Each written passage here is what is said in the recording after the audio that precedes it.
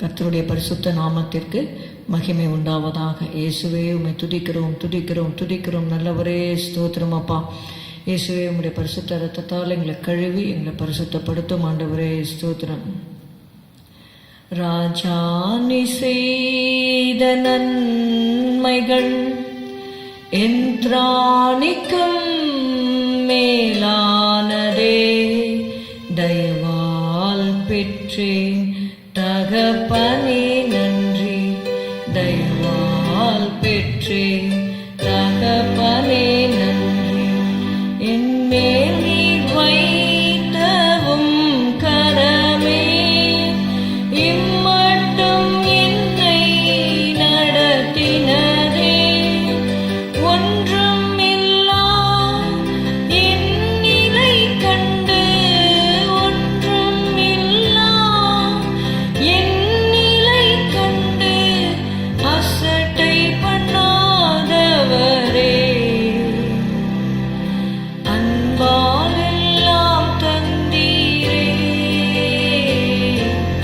தயவால் பெற்றேன் தகப்பனே நன்றி, தயவால் பெற்றேன் தகப்பனே நன்றி.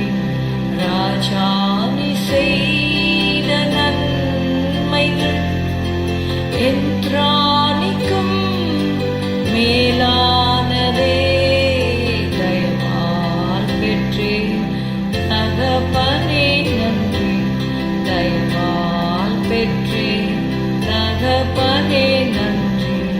நீதியும் ஞானமுமானவரே, இயேசுவே நீரே ஆதரவே, நீதியும் ஞானமுமானவரே, இயேசுவே நீரே ஆதரவே. அற்பமான என் ஆரம்பத்தை, அற்பமான என் ஆரம்பத்தை அசட்டை பண்ணாதவரே, அன்பால் எல்லாம் தந்தீரே,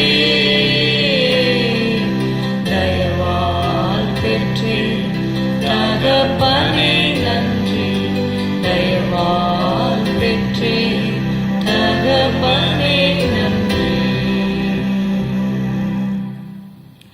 லூக்கா 18வது அதிகாரத்திலே நாம் ஒரு சம்பவத்தை வாசிக்கிறோம். லூக்கா 18:1 சோர்ந்து போகாமல் எப்பொழுதும் ஜெபம் பண்ண வேண்டும் என்பதை குறித்து அவர்களுக்கு அவர் ஒரு உவமையை சொன்னார். ஒரு உவமையை சொல்லிவிட்டு 7வது வசனத்திலே, அந்தப்படியே தேவன் தம்மை நோக்கி இரவும் பகலும் கூப்பிடுகிறவர்களாகிய தம்மால் தெரிந்து கொள்ளப்பட்டவர்களின் விஷயத்தில் நீடிய பொறுமை உள்ளவராய் இருந்து அவர்களுக்கு நியாயம் செய்யாமல் இருப்பாரோ, சீக்கிரத்திலே அவர்களுக்கு நியாயம் செய்வார் என்று உங்களுக்கு சொல்லுகிறேன்.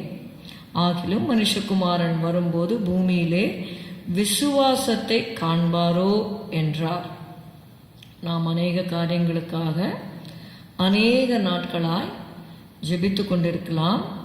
நாம் ஜெபிக்கும் பொழுது தேவனிடத்திலிருந்து அந்த காரியத்தை கர்த்தர் எனக்கு இதை செய்வார் என்று சொல்லி கர்த்தருடைய அந்த assurance, we have to get the assurance from God that God will do it for us.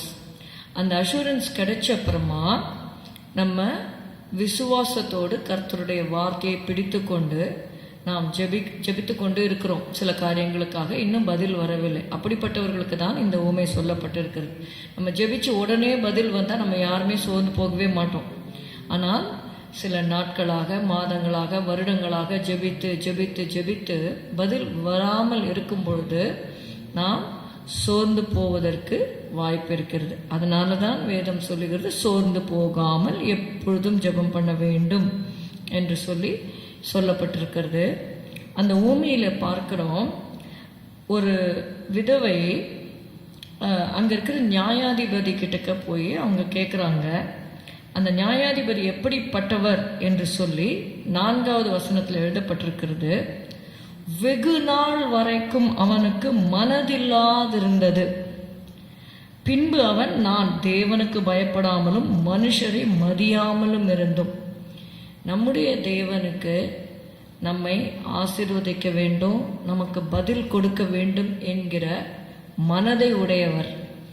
அவருடைய மனசெல்லாமே என் பிள்ளைங்க நல்லா இருக்கணும், என்னை தேடுகிறவர்களுக்கு எல்லாமே அவர் ஆயத்தம் பண்ணி வச்சிருக்கிறார். நீங்கள் 1 கொரிந்தியர் 2வது அதிகாரம் 9-10 நான் வாசிக்கிறேன். எழுதி இருக்கிறபடி தேவன் தம்மில் அன்பு கூறுகிறவர்களுக்கு ஆயத்தம் பண்ணினவைகளை கண் காணவும் இல்லை, காது கேட்கவும் இல்லை, அவர்கள் மனுஷனுடைய இருதயத்தில் தோன்றவும் இல்லை. நமக்கோ தேவன் அவைகளை தமது ஆவியினாலே வெளிப்படுத்தினார். அந்த ஆவியானவர் எல்லாவற்றையும் தேவனுடைய ஆழங்களையும் ஆராய்ந்திருக்கிறார் என்று சொல்லி எழுதப்பட்டிருக்கிறது. See this passage and the scripture portion, it is only for those whom the Lord hath chosen. கர்த்தர் தெரிந்து கொள்ளப்பட்டவர்களுடைய விஷயத்திலே தான் இந்த ஓமை அது கரெக்டாக அப்ளிகபிள் ஆகும். தேவன் தெரிந்து கொண்டவர்கள் தேவனை நேசித்து தேவனுடைய பாதையில் அவங்க நடக்கும் பொழுது அவங்களுக்காகவே தேவன் அநேக காரியங்களை ஆயத்தம் பண்ணி வைத்திருக்கிறார். அது மற்ற கண்கள் காணாமல் இருக்கலாம். பரிசுத்த ஆவியை பெற்றவர்களுக்கு இருதயத்திலே அந்த அஷூரன்ஸ், அந்த வெளிப்பாடு நிச்சயமாக இருக்கும். அதனால தான் 7வது வசனம், அந்தபடியே தேவன் தம்மை நோக்கி இரவும் பகலும் கூப்பிடுகிறவர்களாகிய தம்மால் தெரிந்து கொள்ளப்பட்டவர்களின் விஷயத்தில் எப்படி இருக்கிறார் ஆண்டவர்னா, நீடிய பொறுமை உள்ளவராயிருந்து அவர்களுக்கு நியாயம் செய்யாமல் இருப்பாரோ. அந்த அநீதியுள்ள நியாயாதிபதிக்கு மனசே கிடையாது. ஃபர்ஸ்ட் ஆஃப் ஆல் ஒருத்தவங்க கேட்குறாங்கன்னா, ஓகே அவங்களுக்கு let us do some justice அப்படின்ற ஒரு மனசு இருந்தால் தான் அவங்க முதல்ல அவங்களுக்கு ஹெல்ப் பண்ணுவாங்க. அவருக்கு மனசே இல்லை. 2வது அவருக்கு கடவுள் பயமும் இல்லை. 3வது அவர் மனுஷரையும் அவர் மதிக்க மாட்டார். அப்படிப்பட்டவர்கிட்டயே ஒரு லேடி தொந்தரவு பண்ணும்போது, இவள் இனி என்னை தொந்தரவு பண்ணாத படிக்கு, இவள் அடிக்கடி என்னை அலட்டாதபடி இவளுக்கு நியாயம் செய்ய வேண்டும் என்று தனக்குள்ளே சொல்லிக்கொண்டான்.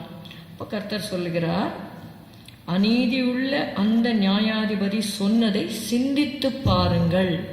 சொல்லதான் சொல்லியிருக்கிறார். அதுக்கப்புறம் என்ன நடந்ததுன்னு it is not revealed. Okay, 6th verse, அந்த நியாயாதிபதி சொன்னதை சிந்தித்து பாருங்கள். So what the Lord wants us to know, நான் உன்னை ஆசீர்வதிக்க மனதுள்ளவனாக இருக்கிறேன். நீ கேட்கும் பொழுது நான் என்ன பண்ணுவேன், உன்னுடைய பெட்டிஷனை நான் ரிசீவ் பண்ணிக்கிறேன். But what I want to see in your life is that you must be having faith. அந்த விசுவாசத்தை பார்க்கணும்னு விரும்புகிறார். இது எல்லாருடைய வாழ்க்கையில் அவர் செய்கிறது இல்லை. ஒரு சிலருடைய வாழ்க்கையில் அந்த விசுவாசத்தை உறுதிப்படுத்தும்படியாக, அவர்களை ஆசீர்வதிக்கும்படியாக தேவன் அதை செய்கிறார். 8வது வசனம், ஆகிலும் மனுஷகுமாரன் வரும்போது பூமியிலே விசுவாசத்தை காண்பாரோ என்றார். எல்லாருக்கும் ஒரே விதமாக தேவன் நடத்துவதில்லை. ஒவ்வொருவரை ஒவ்வொரு விதமாக தேவன் நடத்துகிறார். நம்முடைய வாழ்க்கையிலே தேவன் நமக்கு என்ன வாக்கு பண்ணியிருக்கிறாரோ அதை நிச்சயமாக நிறைவேற்றுவார் என்று நாம் விசுவாசிக்கும் பொழுது கர்த்தர் நமக்கு கொடுத்த வார்த்தையை நம்ம விசுவாசித்து அதன்படி நடக்கும் பொழுது நிச்சயமாகவே அந்த காரியங்கள் நிறைவேறும். ஸ்தோத்திரம் அப்பா, உம்மை துதிக்கிறோம் துதிக்கிறோம் துதிக்கிறோம் துதிக்கிறோம் ஆண்டவரே. சிந்தித்து பாருங்கள் என்று சொன்னீர் ஆண்டவரே. ஆமாப்பா, நீர் ஆண்டவரே இஸ்ரவேலை ஆசீர்வதிப்பதே கர்த்தருக்கு பிரியம் என்று சொன்னீரப்பா. ஸ்தோத்திரம். அவர் உமது மன விருப்பத்தின்படி உமக்கு தந்தரளி உமது ஆலோசனைகளை எல்லாம் நிறைவேற்றுவாராக என்று எழுதப்பட்டிருக்கிறது. ஹல்லேலூயா. ஆபத்து நாளில் கர்த்தர் உமது ஜெபத்தை கேட்பாராக என்று எழுதப்பட்டிருக்கிறது. இயேசுவே ஸ்தோத்திரம் ஸ்தோத்திரம் ஸ்தோத்திரம் அப்பா. இரவும் பகலும் ஆண்டவரே கூப்பிடுகிற உம்மால் தெரிந்து கொள்ளப்பட்டவருடைய விஷயத்திலே ஆண்டவரே நீ நீடிய பொறுமை உள்ளவராக இருக்கிறீர். ஆனால் நீ நியாயம் செய்யும் பொழுது சீக்கிரத்திலே நியாயம் செய்வீர் ஆண்டவரே. ஸ்தோத்திரம் ஸ்தோத்திரம். அவர்கள் விசுவாசத்தை உறுதியாய் ஆண்டவரை பற்றிக்கொள்ள விசுவாசத்திலே நிலை நிற்க உதவி செய்யும். எங்களுக்கு வேண்டிய கிருபையை கொடுத்து நீங்கள் வழி நடத்துங்க. இயேசுவின் நாமத்தில் பிதாவே, ஆமேன். என் ஆத்துமாவே கர்த்தரை ஸ்தோத்திரி, என் முழு உள்ளமே உடைய பரிசுத்த நாமத்தை ஸ்தோத்திரி. என் ஆத்துமாவே கர்த்தரை ஸ்தோத்திரி. கர்த்தர் செய்த சகல உபகாரங்களையும் மறவாதே. Good morning. Have a good day. God bless you.